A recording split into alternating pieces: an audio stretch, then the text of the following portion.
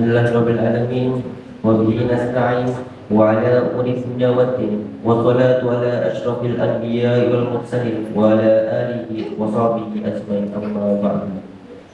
Yang pertama-tama adalah kita panjatkan puja dan syukur atas hadirat Allah Subhanahu wa taala dan telah memberikan kita rahmat dan hidayah sehingga kita dapat berkumpul di tempat yang insyaallah mulia. Lalu yang kedua, salawat salam kita haturkan kepada baginda Nabi Muhammad sallallahu alaihi wasallam yang telah bawa kita dari zaman kegelapan ke zaman terang ini. Lalu yang ketiga, berdirinya kami di sini ingin menyampaikan sebuah kutub singkat untuk mendengarkan kualitas keimanan ketakwaan diri pribadi dan jamaah sekalian dengan judul bersyukur. Hadirin dirahmati Allah, seringkali kita merasa hidup ini kurang uang, kurang fasilitas, kurang perhatian, kurang kesempatan. Kita sibuk menghitung apa yang belum kita miliki sampai lupa ingat apa yang sudah Allah beri. Padahal kalau kita benar-benar mau jujur pada diri sendiri, nikmat Allah dalam hidup kita itu tidak benar. Allah berfirman dalam Al-Quran surat Luqman ayat 12 yang artinya, dan sungguh kami telah memberikan nikmat kepada Luqman, yaitu bersyukurlah kepada Allah, dan barang siapa bersyukur maka sungguhnya ia bersyukur untuk dirinya sendiri, dan barang siapa yang kufur sungguhnya Allah Maha Kaya lagi Maha Terpuji. Ayat ini mengajarkan satu hal penting.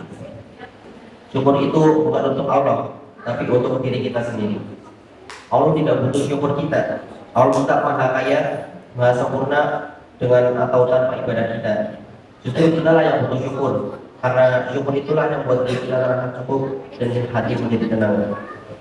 Hadirin dimuliakan oleh Allah, coba kita lihat kehidupan sehari-hari.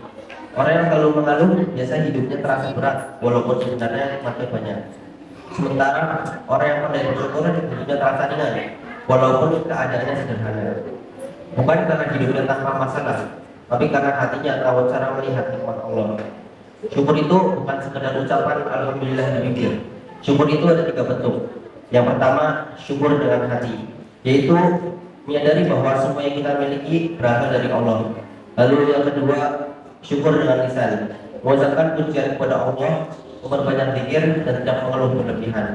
Lalu yang ketiga adalah bersyukur dengan perbuatan, menggunakan nikmat Allah untuk hal yang diridhoinya. Kalau diberi kesempatan dipakai untuk ibadah, kalau diberi ilmu dipakai untuk kebaikan, lalu kalau diberi harta dipakai untuk sedekah. Itulah syukur yang sebenarnya. Hadirin dirahmati Allah, coba kita renungkan sejenak. Masih banyak orang di luar sana yang ingin punya hidup seperti kita, ingin punya tubuh yang sehat seperti kita, ingin punya kesempatan belajar seperti kita, ingin punya waktu untuk beribadah seperti kita. Tapi mereka tidak memilikinya. Sementara kita setiap hari bangun dengan napas yang masih Allah beri, mata yang masih bisa melihat, kaki yang masih bisa berjalan, dan hati yang masih diberi kesempatan untuk bertaubat. Namun seringkali semua itu terasa biasa saja, karena tidak kita syukuri, tidak kita jaga, bahkan kadang kita gunakan untuk hal yang tidak Allah sukai. Maka sebelum Allah mengambil nikmat itu satu persatu, sebelum kesehatan berubah menjadi sakit, sebelum waktu berubah menjadi penyesalan, mari kita belajar bersyukur mulai dari hal-hal kecil. Karena bisa jadi nikmat yang hari ini kita anggap biasa adalah nikmat yang besok paling kita rindukan.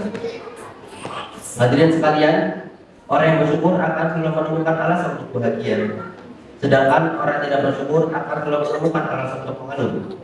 Maka mulai hari ini, mari kita latih diri kita untuk lebih banyak melihat nikmat, bukan kekurangan.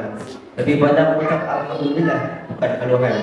Lebih banyak memanfaatkan nikmat, bukan menyia-nyiakannya. Semoga Allah menjadikan kita termasuk hamba-hambanya yang pandai bersyukur, yang hatinya tenang, lisannya penuh pujian, dan hidupnya dipenuhi keberkahan. Allahu a'lam bishawab. Mungkin sekian yang dapat kami sampaikan. Mohon maaf bila ada salah dan tutur kata. Akhirul kalam. Wassalamualaikum warahmatullahi wabarakatuh.